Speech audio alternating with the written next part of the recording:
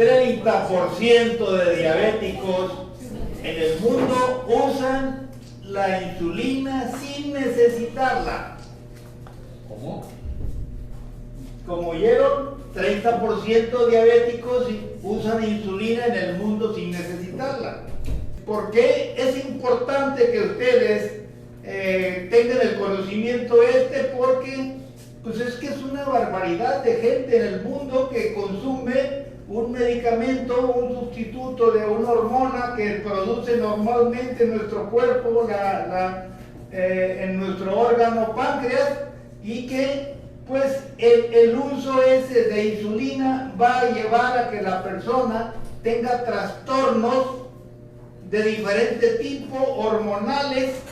¿Sí? ¿Por qué? Porque a la larga va a ir bloqueando la producción normal de insulina, ¿sí? Cuando no tiene un faltante, pues, o sea, que no esté alterada, como vamos a ver, ¿sí? En la valoración, no es que esté alterada la producción de insulina, sino que resulta, ¿por qué le dieron la insulina a esa persona que no la necesitaba? Seguramente porque su alimentación, su estilo de vida, era, digamos, muy complejo, muy lleno, muy cargado de una serie de alimentos que están cargados de azúcares, a lo mejor consume bebidas alcohólicas, consume mucha fructosa, y entonces esto está llevando a que se incremente el hígado graso, ¿sí? En la persona, muy probablemente, y lo que va a suceder es que va a requerir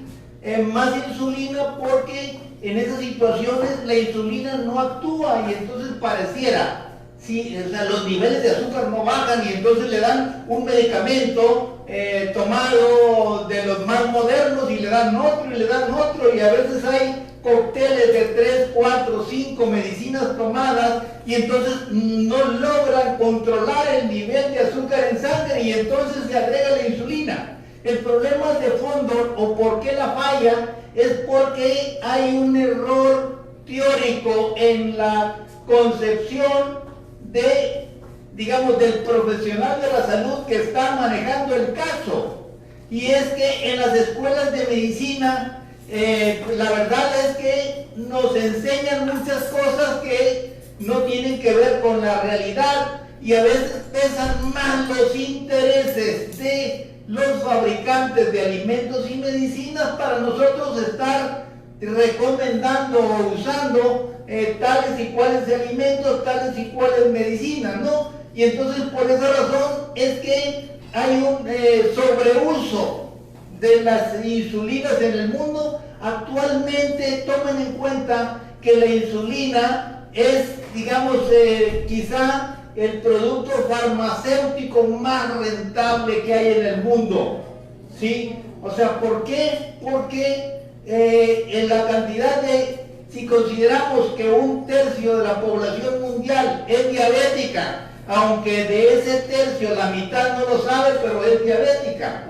Si consideramos que otro tercio, además, digamos, está en camino a hacerlo por el tipo de alimentación que lleva, entonces es una barbaridad, son miles de millones de personas en el mundo con la problemática.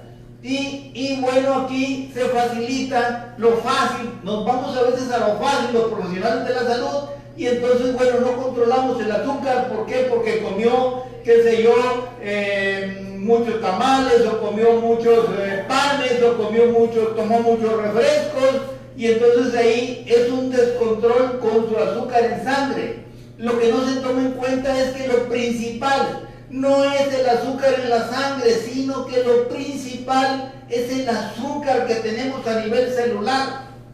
Y entonces, en ese sentido, tiene una gran importancia, ¿verdad?, el entender bien cómo se da cómo se genera el padecimiento de la diabetes y en qué consiste la resistencia a la insulina, que es la mayoría de los casos, y el sobreuso de la insulina. La insulina hay que considerar que nos va a alterar todas las hormonas, o sea, nos va a alterar las hormonas tiroideas, nos va a alterar las hormonas suprarrenales, La insulina está ligada al sistema nervioso simpático, entonces nos va a estimular las hormonas adrenérgicas, las que nos aceleran, las que nos alteran, nos preparan, digamos, para el conflicto, para el pleito y para el correr, ¿verdad? Cuando tenemos una amenaza, ¿no? O un miedo determinado. Bien, entonces, con relación a cómo retirar la insulina en el diabético tipo 2, que es